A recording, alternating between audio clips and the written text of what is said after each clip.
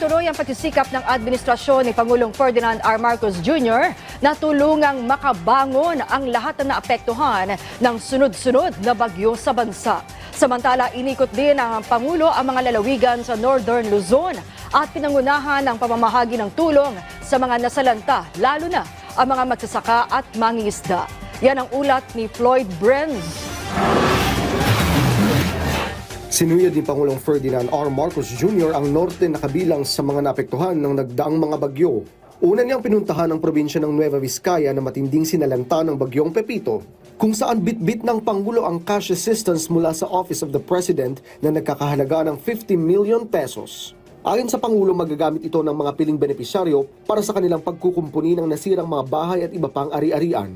Nauna rin ang Pangulo sa pamamahagi ng mga family food packs mula sa DSWD para sa nasa 1,000 benepisyaryo.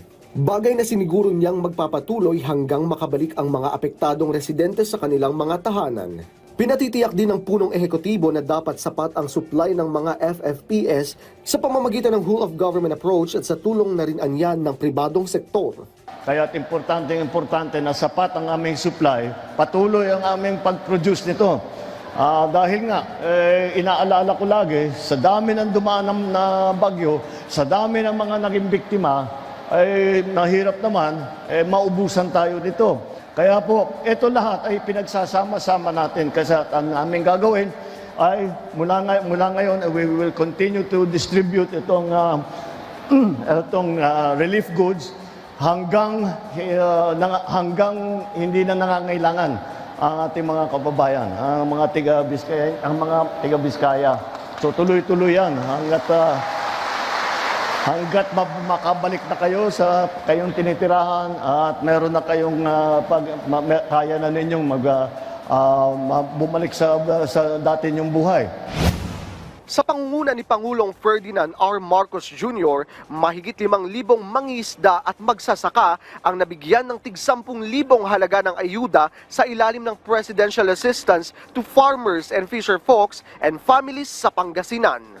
Natugunan ang hinaing ng mga magsasaka na nasiraan ng pananim dahil sa bagyo at mga mangingisda na naapektuhan ang kabuhayan dahil sa pag-apaw ng mga ilog. Lubos ang pasasalamat ng mga benepisyaryo at mga lider ng probinsya. Samantala, kinilala at taus-pusong nagpapasalamat ang Pangulo sa mga first responders at local government units na walang kapagurang tumutulong kahit magkakasunod ang bagyo. Sinimulan na ang pag-aaral para sa pagbuo ng master plan para sa river basin sa bansa kabilang ang Cagayan River.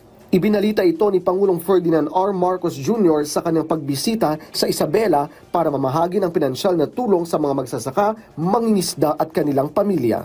Sinimulan na rin ang pagsasaayos sa Magat Dam sa Isabela, gayon din ang pagpapatayo ng flood control structures tulad ng Tumauni River Multipurpose Project. Ayon sa Pangulo, bukod sa makakatulong ito para maibsan ang baha, pwede ring magamit ang istruktura para sa patubig. Floyd Brenz para sa Pambansang TV sa Bagong Pilipinas.